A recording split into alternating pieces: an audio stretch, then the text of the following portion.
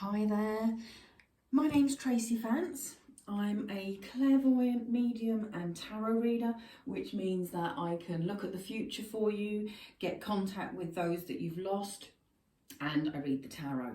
I'm based in the UK, and today we are looking at your Astrotarot for Capricorn for October 2020. Now, this is a general reading.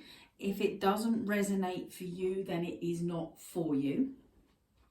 And that may be down to where your sun sign is in your astrological chart. This may be down to the fact that you're on the cusp of another sign, in which case I would go and check that out. I'm on the cusp of Aquarius, so for me, I tend to look at both.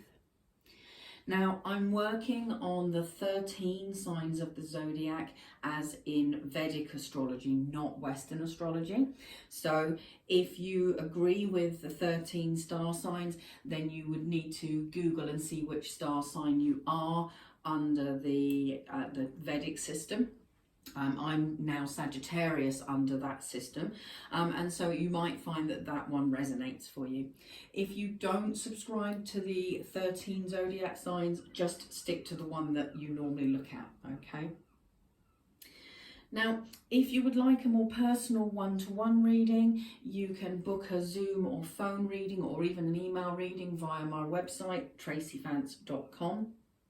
If you want to be able to read the tarot yourself or develop your psychic skills, then there's webinars and books and MP4 downloads available on my website in the shop. So please do check those out.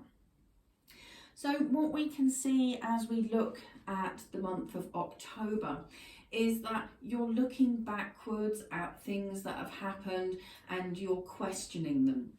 Now, there isn't a lot of mileage in looking back and doing what I call the should have, would have, could have routine, because you can't change it, not unless you've developed a time machine that I don't know about. So the only point of looking backwards is to work out what you've learned, what have you gained from experience. But don't spend a lot of time looking backwards and beating yourself up, because it just means that you're losing valuable time now when you could be doing other things. You do tend to overthink things anyway. That is just part of who you are, and that's something that you need to do less of, okay? Everything that's going on at the start of October seems to have you feeling unsure and making you feel vulnerable, and that's really not what you want. So this is a really good time to draw a line in the sand and sort of pull yourself together, if you like, and then move on. As we come to the middle of the month, I'm being shown that there's a need for you to nurture yourself and those around you that you love. Home life is feeling much more balanced, much more settled than it has been, which is great. And there's a need for you to be careful with finances here. Now, that doesn't necessarily mean that there's a problem. It may just be that if you're careful with your money, you'll be glad later on, because there'll be something you'll need that money for. And if you've spent it all, then clearly you're not going to have it to fulfill that need.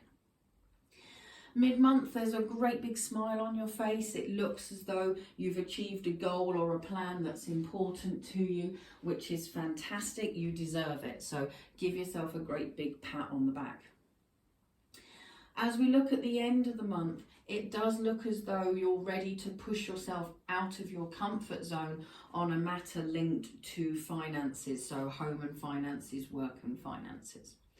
The only way to get where you want is to get out of your comfort zone, so well done you for doing it. You're looking to improve things around you.